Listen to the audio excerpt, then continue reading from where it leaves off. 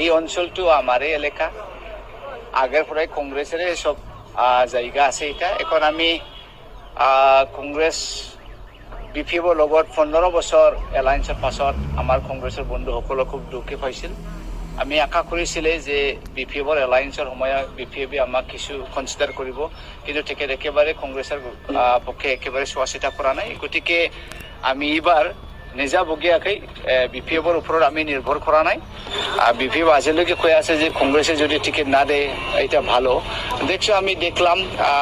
দুইবার 2014 আর এখন 2019 দুইবারও না আমরা নবকুমার সোরেনে জিকিয়ে গেল গা এখন আবার আমরা ওমাদের জন্য কোনো অপেক্ষা করে নাই আমি নিজাবগীয়াকে টিয়ে দিব আর রাই সকলে আজ একেবারে সবে ওলাই আছে কংগ্রেসের ক্যান্ডিডেট দিয়ার লগে লগে সবে আমিও না কংগ্রেসের এটাই কি আমার পুরানা কংগ্রেস নাকি এইবিলাক কথা এই জন্য আমরা খুবই আনন্দ রাই সকলে এতিয়ালৈকে আমার লগত আছে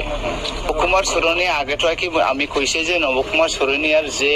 সংগঠন অনাবর এই অনাবর শব্দই একেবারে আনপার্লিয়ামেন্টেড শব্দ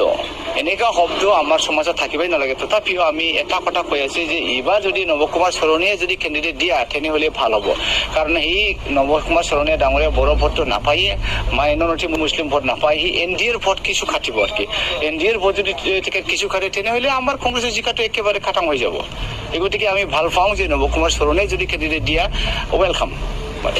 নাই যেতিয়া নাকি ইলেকশন হৈছিল সবে কৈছিল যে ইউপিপিএল এনেকুৱা মানে টকা পইচা ধনেৰ ফিয়া হৈ আছে লোভত আছে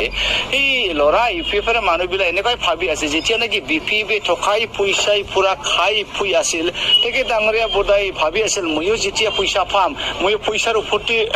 হৈ থাকিম এইবিলাক এটা এক্সপ্ৰেছন যে আগত যেনেকা বিপিএফ আছিল ইউপিপিএল ইয়াৰ পৰা কোনো বেলেগ নহয় যেনেকা বিপিএফ এনেকুৱা ইউপিপিএল এই গতিকে ৰাইজৰ ৰাজা সবে বুঝে যে আজিৰ তাৰিখত ইউপিপিএল চৰকাৰ পাইছে পইচা খাবৰ কাৰণে ধন লুটিবৰ কাৰণে গৰিব দুখীয়াৰ কাৰণে থাকে একো নাভাবে এইটোৱে একটা ক্যাৰেক্টাৰ যে ইউপিপিএল ৰাইজৰ মাজত এতিয়া আগ্ৰহ নহয় ৰাইজৰ ৰাজে ইউপিপিএলক মানে আদৰি নজনায়